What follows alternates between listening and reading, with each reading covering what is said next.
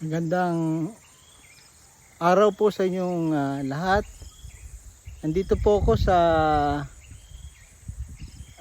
ito po yung namumulaklak na mga dragon fruit ko po. So makikita nyo dito ngayon sa likod ko yung bulaklak ng pula na variety at sa baba niya yung dilaw na variety. So kuminsan nagkakasama yung kombinasyon yellow at saka red, pero maganda po yan at lumalakip na rin po yung ating dilaw na dragon fruit at marami na rin po lang namumulaklak. So ito po ay about